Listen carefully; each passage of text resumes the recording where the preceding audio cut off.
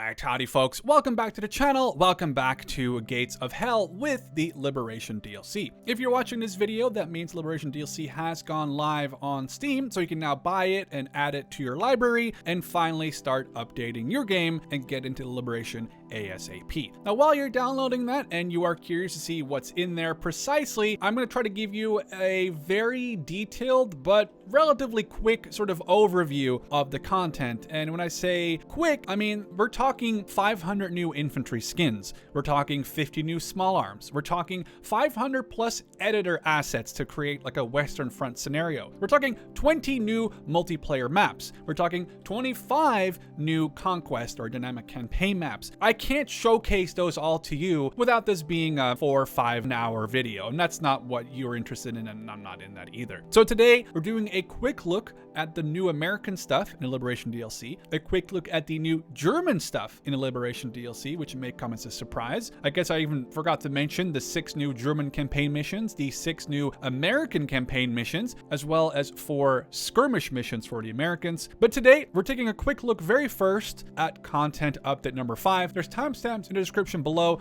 if you want to get a more detailed look at all of these vehicles and units. So first of all, content update number 5 came out just a few days ago, and what the developers for Gates of Hell try to do is when there's a big update, for example what they did with Scorched Earth as well, they release a content update which is free and that is along the DLC that is paid. So we have a whole bunch of stuff that was missing or added, I suppose I should say, to the Soviets, like this YAG truck. We have some Katyushas, some different rocket launchers, even some static ones that I've never seen before, a new 76mm gun. We have some Stuarts in the last big update, Scorched Earth. They did add some Lend-Lease vehicles to the Soviets. Well, they sort of added some counterparts like the M3 Lee, some of the earlier and late war Stuarts and Shermans, as well as a Sherman 76, the Vespa, as well as the 2 Yak Panzers. We have a early and a regular model Yak Panzer IV. We have some of the 251D family here with the Stuka zu Fuß, as well as a regular half-track, just a transport/machine gun one. And then we have, of course, the star of the show, Schwimmwagen, which is an amphibious little transport, and we have this BA6 that's been added to the finish. Then we have some hilariously large weapons that have also been added as part of content update number 5 for free.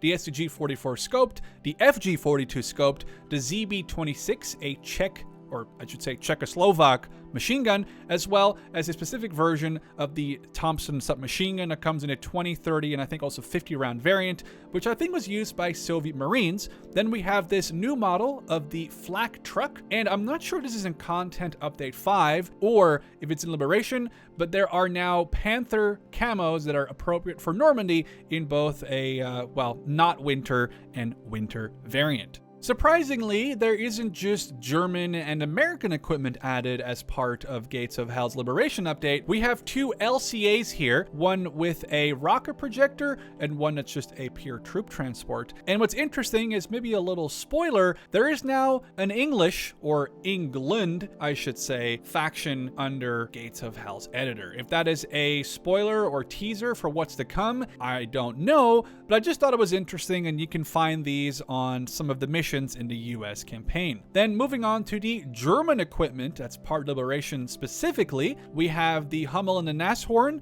obviously a anti-tank gun or a tank destroyer with the Pak-43, as well as a very heavy self-propelled howitzer. We have the late version of the Jagdpanzer 470V, maybe one day we'll see the A as well, with the Lang 75, a Panzerwerfer. We have 2 versions of these GPF, which I think are just captured French guns, and this one is actually in a lot of the bunkers on any of the Normandy-esque maps that you'll see. Moving on to the 251D family, we have the Flammenwerfer, which you've seen me use in Mission 2 German campaign. We have one with a 2cm anti-aircraft gun, which is actually very terrifying in a half-track. We have the Drilling, which is an MG-151, which is an anti-aircraft or an aircraft sort of machine gun cannon, but this thing is equipped with 3 of them, technically sort of an SPAA or a self-propelled anti-aircraft gun, but here obviously, as you can see, being used in a direct fire role, and a Pak-40 on the back of a 251 D. Now let's finally move on to the American equipment and units as part of the Liberation DLC.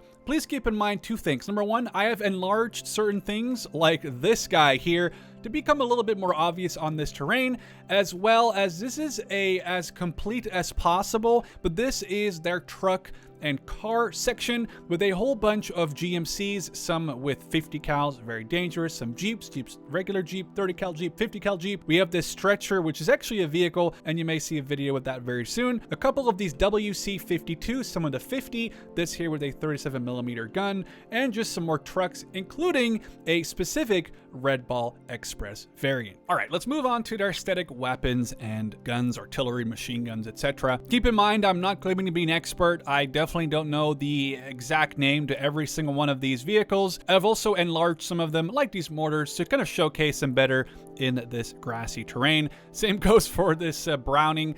Definitely not the size of it, but it's really cool to see that even when they're enlarged by a decent amount, they are still very high quality. The Americans come equipped with so much artillery that I'm actually starting to think that the Soviets are lacking, and when the Soviets are lacking in artillery, you know that there's something wrong. I'm not saying that's the case, it just feels like there's a lot of artillery when you line it all up like this. We also have the 30 cal Browning, the 50 cal, again, these are enlarged just so you can kind of see them a little bit better, but it gives you an idea of how high quality these models actually are when you consider they're supposed to be, well, just a little bit smaller here. This thing, absolute menace, the 90mm. It has a really cool animation too when you sort of fold it up.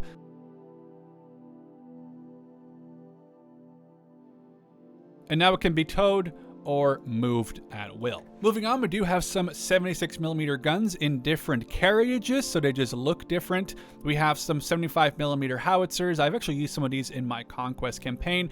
And we have my favorite, this rocket projector, which I believe is the same as we saw in the LCA landing craft. I'm not sure if this is actually used at all, but it's cool that they gave it as a separate static weapon. The Quad 50, always brutal. The Bofors, and last but not least, the 8-inch howitzer with the long tom there in the background. The Americans get two P-47 types as their aircraft, a fighter bomber one with bombs, as well as a recon one. Moving on, we have a whole bunch of half-tracks, support vehicles, and so on to look at. Now, a lot of these half-tracks have either 30s or 50s or even a combination on them, and you can get them in like early or late war variants, which doesn't really change anything besides their interior, where they'll have a bazooka or either, well, no bazooka inside. We have, of course, the M8 Greyhound with the early variant, which comes without the turret ring with the 50 on it. The M20, which usually has a bazooka inside. Very good to know if you're playing against the Americans. Always go for these M20s and try to loot them. Then we have the M13, the M15, and the M16, and these things, they suck to play against if you're playing as the Germans, because your infantry it might as well not exist. If you see these things, run. Moving on, we have some mortar half-tracks in different variants, some artillery half-tracks as well. This here is just an absolute awesome looking gun truck. Reminds me of one of those Vietnam gun truck looking things. And a whole slew of direct and indirect fire guns. We have a command vehicle here with a command radio in it, some more howitzer pieces, some scout cars. Some of these existed, I believe, to a degree with the Soviets, but now, well, their original owners are here, as well as a 30 cal and a 50 cal armed mortar carrier. This high-speed tractor, which actually kind of is scary with the 50 cal on top, and of course, two more howitzer pieces that are actually scary because some of them carry some Willie Pete, and Willie Pete is very dangerous in this game. Moving on from the half-tracks and ultralight vehicles, we have light tanks. I haven't used this LVT much, but it has 50s and 30s and room for quite a lot of soldiers, but, well, it has no armor. We have the Hellcat in a early and a late variant, and this one has two machine guns on top and is, again, terrifying against infantry. The Chaffee with a 50 cal on the roof. If you have a extra crew member, so besides the original 5, a 6th crew member will actually get on the back of the tank and man it. We have a whole bunch of Stuarts, earlies and lates, M3s and M5s, as well as the Scott. And the Scott is good, but I haven't managed to make it work really. The 50 cal ammo goes out real quick, and then I tend to rely on like a Sherman rather than this with the tiny 75 howitzer. But yeah, enough Stuarts, early, late,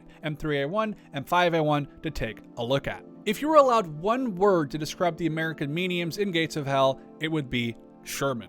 Now, because that's true, we are going to start off with the Wolverines. There are 2 variants, an early one and a late one, the late one having an extra 30 cal, which actually does come in handy against infantry. The M12, aka the King Kong self-propelled howitzer, massive gun. Haven't been able to make it work that well, but you do get a battery of these in some missions, and in a battery they perform pretty decent. Moving on, we have 2 variants of the M36, both using a 90mm gun. The first one here basing off the Wolverine, the second one based off the Sherman hull. Then we have 2 priests, the M7 and the M7B1. As far as I understand, the M7 is based on the Lee and the M7B1 based on the Sherman, but they look very similar, so maybe someone in the comments can tell me a little bit more about that. Then we have the M3 Lee itself, of course. Haven't used it much. It's kind of a meme tank, but it's decent against the early war German equipment that you can come up against in Conquest. And here begins the Sherman parade. I'm not going to go over all of these because, well, there is quite a lot of them. They go from the M4, the M4 early, we have 105s, we have M4A1s, we have lates, we have ones that have armor plated on to the side randomly. There is a lot of variants of Shermans. Of course, the 76s cannot be missing. From the Wet Stowage ones to the HVSSs, there are quite a few of them. M4A3s, more 76s, the field mods with, again, added on armor, lots of cool little details on them. I really love these tanks. They actually look really good, and they have just tiny little bits of armor onto the side here and there. We have the 76W. Then, of course, we have the Calliope, the up-armored jumbo, and the up-armored and up-gunned jumbo.